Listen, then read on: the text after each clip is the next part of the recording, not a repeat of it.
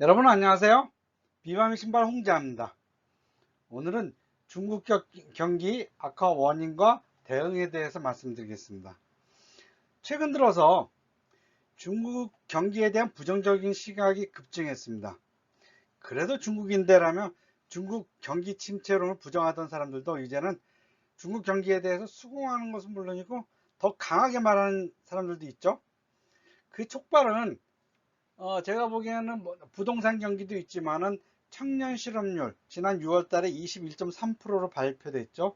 그 이후로 중국 위기론이 급속하게 퍼져나가는 것 같습니다. 청년 실업이 4월 달에 20.4%, 5월 달에 20.8%였어요. 한국의 청년 실업률 6.3%하고 비교해도 월등하게 높죠. 이런 위기는 중국의 위안화와 달러하고 비교해도 그렇습니다. 자, 보면은 지금 미국 달러 지수가 111대, 여기가 110이었습니다. 110이었을 때 중국의 위안화는 7.2 정도, 7.2에서 조금 더 높은 정도였죠. 한국도 이때는 1,400원 넘어서 한 1,425원까지 갔었습니다. 그런데 그 이후 달러 지수는 계속 떨어졌다가 다시 이제 103까지 올라왔죠. 103까지 올라왔습니다. 원달러 지수도 비교적 일정한 패턴을 보이고 있어요. 현재 이제 1,300원 정도로 이제 다시 유지를 하고 있는데요. 유독 중국의 위안화는 이때의 110 수준을 넘어섰습니다. 넘어섰어요. 다른 나라들은 이 수준은 한참 밑에서 있는데 이 수준과 비교해 보면 한참 밑에 있죠.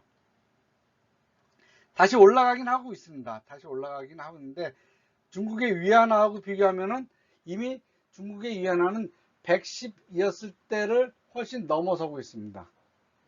왜 이럴까요? 중국이 정말 달러가 부족해서일까요? 아니면 다른 일이 있을까요?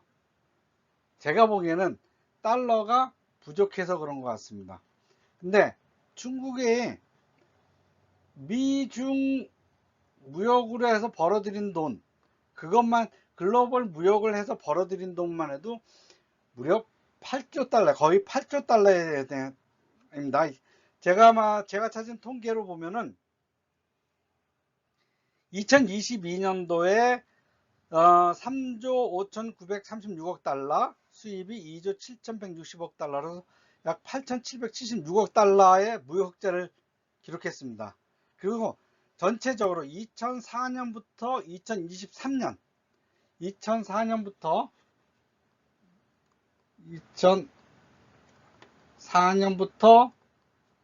2023년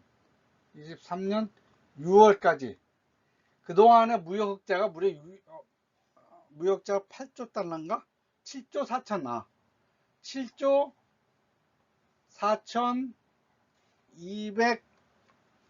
4,206달러입니다. 6억 달러. 이거 글씨 되게 못 쓰네. 6억 달러입니다. 그러니까 2004년부터 2023년 6월까지 중국이 무역으로 벌어들인 돈이 7조 4,206억 달러입니다. 그럼 이 돈만 갖고도 중국이 어려워진다는 게 상상하기 어렵죠. 은행에 넣어두기만 해도 그 돈만 이자만 받아도 충분히 먹고 살 텐데, 그러면 그 7조 달러가 넘는 그 많은 달러는 다 어디로 갔을까요? 제가 보기에는 국방비 증액, 그러니까 러시아하고 비슷한 겁니다. 미국하고 국방 경쟁, 뭐 군비 경쟁하다가 러시아가 돈을 지나치게 많이 썼죠. 그것이 러시아 몰락의 한 원인입니다. 그 다음에 1대1로 투자 실패. 1대1로 투자해갖고 뭐 이자는커녕 원금도 지금 못 건지고 있죠. 그리고 그 투자를 받은 나라들이 대부분 디폴트에 빠져 있습니다. 언제 다시 받을지 모르는 거죠. 그리고 지도층의 해외 자산 은닉. 이거는 지난번에도 말씀드린 것처럼 거의 이것만 해도 1조 달러가 넘죠. 1조 달러가 넘는 걸로 통계가 추측 통계가 나와 있어요. 그 다음에 중국 기업의 해외 투자 실패, 그리고 기업의 국내 투자 실패, 이런 것들. 실질적으로 이런 기업들의 해외 투자 실패나 국내 투자 실패는 뭐예요? 그런 정부의 보조금들이 제대로 투자가 되지 않고 다른 데로 간 거죠. 특히 이제 가장 대표적인 게 이제 반도체 산업이나 뭐 이런 데들 보면은 정부에서 투자라고 돈 줬더니 뭐 빼돌렸더라 하는 그런 얘기들이 워낙 많죠. 그런데 이런 것들이 결국은 수입 원자재 폐기나 뭐 이런 걸 해서 쓰레기화 되는 거죠. 그러니까 벌어들인 돈은 많은데 그 돈이 딴 데로 샌 거죠. 옛날에 허경영이 그런 얘기했죠. 우리나라가 돈이 없냐? 도둑놈이 많아서 그렇지. 중국은 우리보다 더하면 더했지 덜하진 않은 것 같습니다. 그 많은 그 7조 4,200억 달러가 다 어디로 갔을까요? 다 이런 데로 빠져나간 거죠. 그렇다면 중국은 향후 어떤 방향으로 갈까요? 제가 보기엔 둘 중에 하나입니다.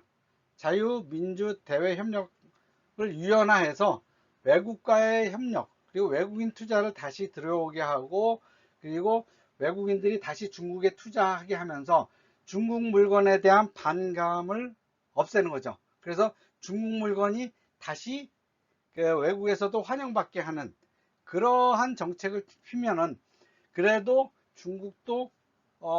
중국이 재기할 수 있는 기회는 주어지지 않을까. 물론 이것이 100% 보장되진 않습니다. 삐끗하면 디폴트로 빠질 수 있어요. 더 삐끗하면 어떻게 돼요?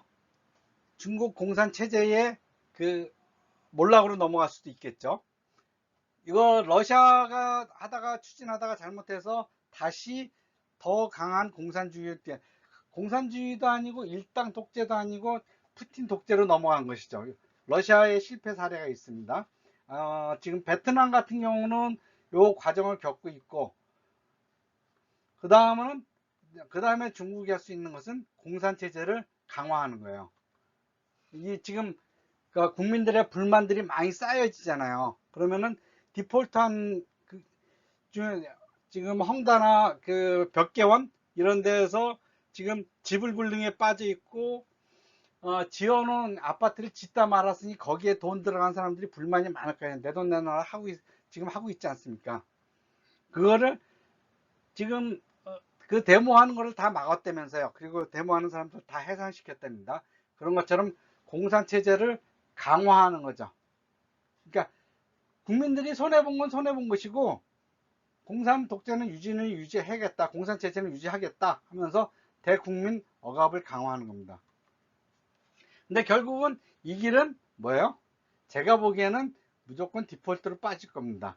그러니까 공산 체제를 강화하는 것보다는 그래도 국민들에게 이해를 구하고 민주화를 하는 그쪽이 어떻게 보면은 현재의 공산 체제를 그나마 좀 더 유지할 수 있는 길이라고 생각합니다. 그렇다면 한국은 어떻게 해야 될까요? 한국은 어떻게 해야 될까요? 일단은 지켜봐야죠. 미리 어떻게 한다기보다는 중국이 어떻게 나갈 것인지 지켜봐도 됩니다. 왜냐하면 이미 한국에서 상당 기업들이 빠져나왔어요. 지금 중국 수출 의존도가 25%에서 15% 정도로 줄었죠.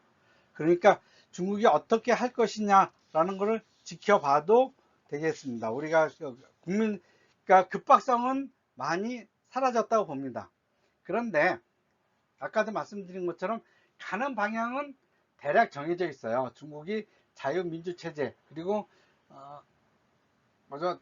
중화체제를 포기하지는 않을 겁니다. 공산체제를 강화하는 방향으로 나갈 거예요.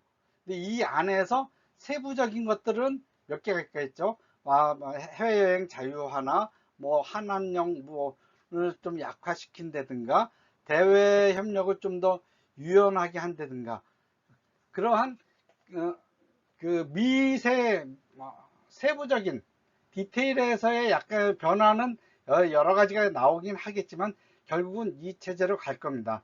더 위험해지는 것이죠. 그렇기 때문에 중국에 선제적으로 무언가를 한다기보다는 지켜보면서 가급적 피하는 게 좋죠. 그러면서 중국 이외의 국가들과 대안을 마련한다. 중국 플러스 원이죠. 그런데 우리한테 진짜 위험한 거는 뭐냐면 북한이에요. 중국이 위험해지면은, 중국이 어려워지면 또는 러시아가 어려워질 때 북한에 대한 경제 지원이 줄어듭니다. 북한과의 협력이 줄어들어요.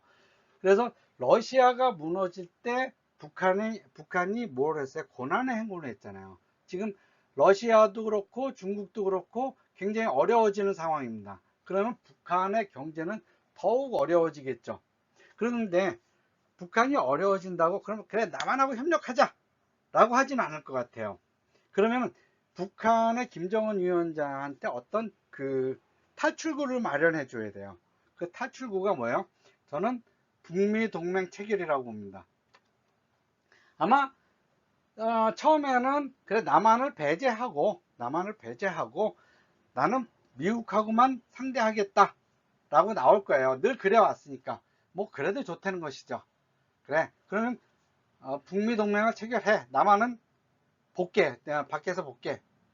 그러다 대신 제가 미국하고 군사 동맹을 맺은 북한이 적어도 남한에 대한 적대적인 그 행동을 취하지는, 군사적으로 적대적인 행동을 취하지는 않을 것이다라는 것이죠. 그래서 저는 이러 이후에 경제적인 협력을 하는 것이 좋겠다는 것이죠. 지금 중국이 어려워지는 거는 북한이 어려워지는 것이고, 북한이 어려워지면은 한 번 더 어려워지는 거예요. 예를 들면은 이런 제가 상상하는 케이스는 이런 게 있습니다. 주민들이 살기 어려워. 그러면은 휴전선으로 넘어오는 거예요. 뭐 한두 명이야 총을 쏴서 뭐 막을 수도 있겠죠. 근데 수십만 명이 한꺼번에 내려오고 수백만 명이 내려오면은 북한군도 못 막고 남한군도 못 막아요. 그럼 남한도 굉장히 어려워지겠죠. 그러한 상태가 되면 안 되겠죠. 그래서 저는 중국이 더 어려워지고 북한에 대한 경제 지원을 끊으면은 북한이 어떻게 나올지 모르는데, 그렇게 북한의 불안정보다는 남한이 선제적으로 북한의 안정을 취할 수 있는 그러한 방향을 만들어야지 한반도 전체가 안정화되지 않을까라는 저의 생각입니다.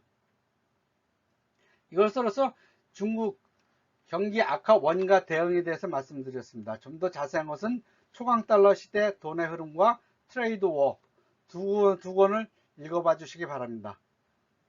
비바미 신발 홍재화였습니다. 감사합니다.